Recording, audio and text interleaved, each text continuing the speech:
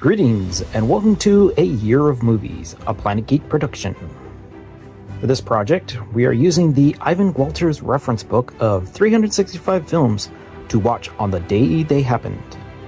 Each day, we watch a movie associated with the date we are watching it on. And as it is the 7th of June, we will be watching Forrest Gump from 1994, directed by Robert Zemeckis and starring Tom Hanks.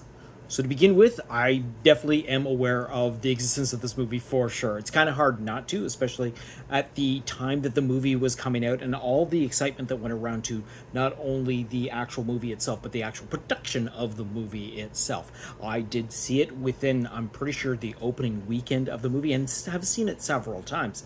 However, it's always been on home video or whatever digital streaming service that I had seen the movie on, but it also has been only about a couple of months since seeing this, as one day flipping through commercial television, finding the movie and just sitting down and watching it for like about 45-50 minutes before I realized, oh, sec, I've already seen this movie and I don't need to see it with commercials. But that being said, like I'd already mentioned, not only does this movie star Tom Hanks, but it also stars Michael Connors Humphrey, Robin Wright, Hannah R. Hall, Gary Sinise, McKelty Williamson, and Sally Field. Slow-witted Forrest Gump, played by Tom Hanks, has never thought of himself as disadvantaged.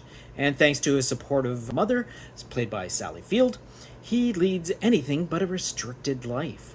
Whether dominating on the gridiron as a college football star, fighting in Vietnam, or captaining a shrimp boat, Forrest inspires people with his childlike optimism.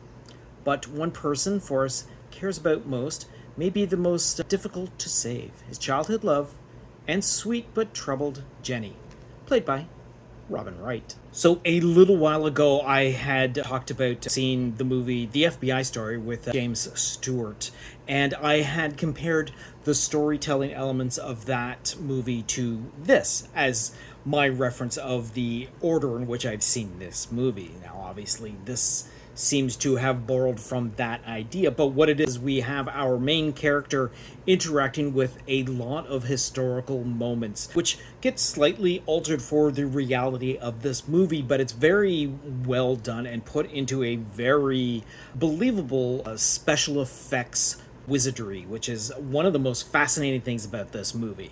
Not only are we dealing with Robert Zemeckis, who definitely knows how to film this type of thing. He is very attuned with being able to know how to positively shoot a special effects sequence where we're going to replace someone's head, or it's going to be shot from a different angle, or we're just going to somehow slide Tom Hanks into the background of the shot, or we're going to actually take existing footage of a political person and actually manipulate their face to actually say what is in the script. It's just a fascinating thing. Now, of course, Tom Hanks is a phenomenal actor, one of my favorites of all time, from way back when I originally saw him in Bosom Buddies and his appearances on Family Ties and whatnot. But I've always really enjoyed all of his films, and this one is a perfect example of how amazing of an actor that Tom Hanks really is. He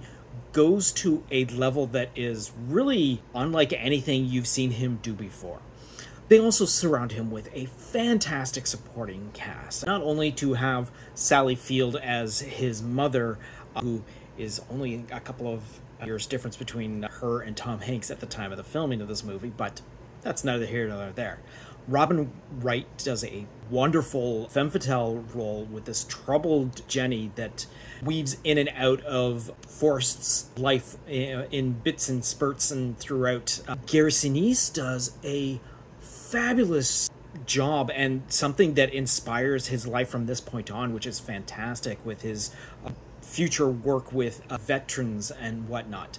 The special effects that are so mind-boggling that actually are involved with the Lieutenant Dan character after his experience in Vietnam, where he loses his leg, and the special effects they use to really actually convincingly remove Gary Sinise's legs from the equation, and it's just a mind-bending.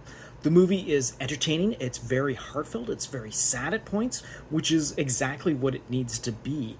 It is a vision to watch. Now, there is no reason to see it multiple times. I just feel that I enjoy the experience of the look of this film, the effects brought into this film, but the acting is just something that is always like, right, I keep forgetting how good everyone is in this movie every single time I see it. Now, of course, one of the tragic points of this story is that Forrest's buddy, Bubba, ends up losing his life in a conflict during Vietnam, which happens actually at 48 minutes roughly into this 2 hour and 22-minute movie. And one of the tragic things about this particular movie is that during the conflict in Vietnam, Forrest's buddy Bubba unfortunately dies during the conflict in the jungle on one of the sad things is during an ambush in Vietnam.